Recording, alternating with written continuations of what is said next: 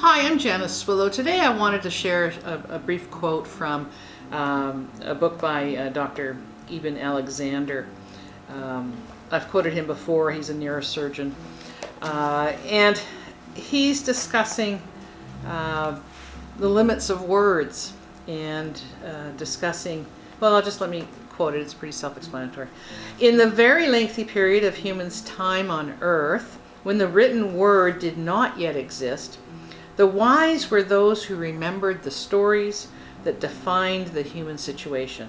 Stories that explained where humans came from, what kind of beings they really were, and where they went when they left the world at death. When the written word first came along, there was much concern that the power of the stories as they existed in living memory would be lost. With the sacred wisdom reduced to a series of scrawls, what would become of true memory? And he actually quotes a Bible passage here. It says, quote, "The letter killeth," says 2 Corinthians, "but the Spirit giveth life." That's the paradox of words. They kill what they're supposed to communicate.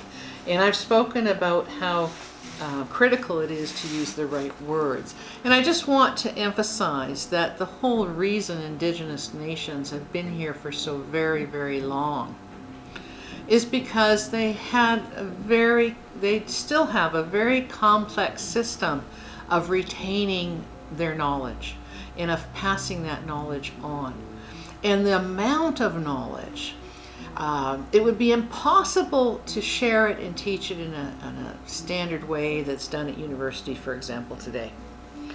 And not everybody was tasked with carrying the knowledge and the stories. And this is why so often Indigenous nationals, elders, true elders, have not been too willing to be, recorded and taped and have their stories written down, because they know that can be corrupted, by words. And I see that so often. I was just reading a brief opinion that a lawyer wrote.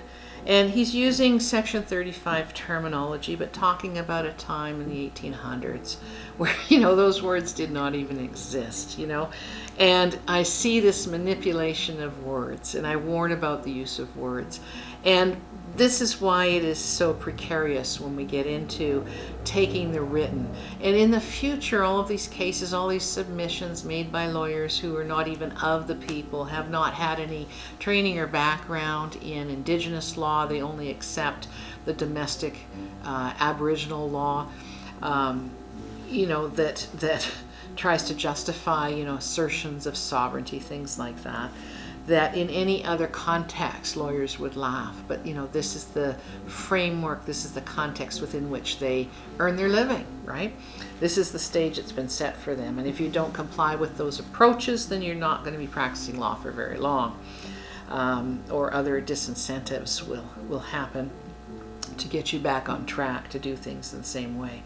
So it's for people like me who have sat and had the honor of sitting with people like matriarchs and elders and longhouse teachers and been told the stories. They have a very powerful effect hearing them. And I know I've done a lot of writing, a lot of people sometimes frustrated with some of my long works, right? But it was necessary to put those kinds of details out there in terms of educating the world as to what is really true and what are the facts in this part of the world.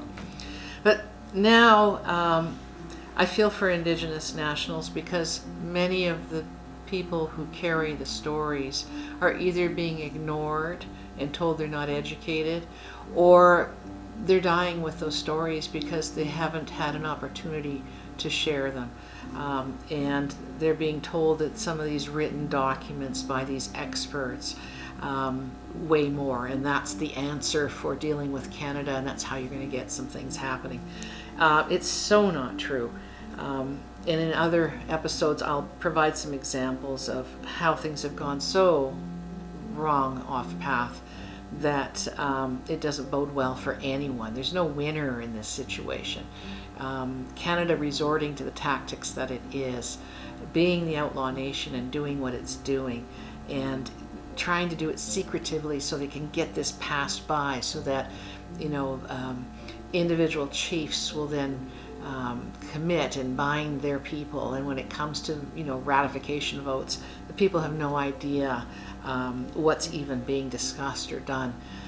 Just again, the example of the Anishinaabe governance agreement.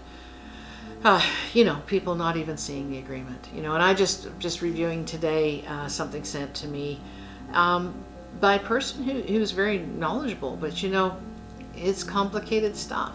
And when I read how these words are being used to change the reality on the ground, to change history, it's very upsetting.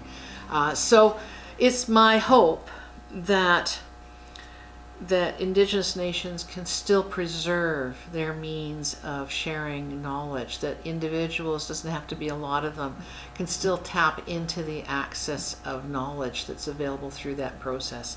And that's a great hope I have for the future of Indigenous nations. And that's all I have to say.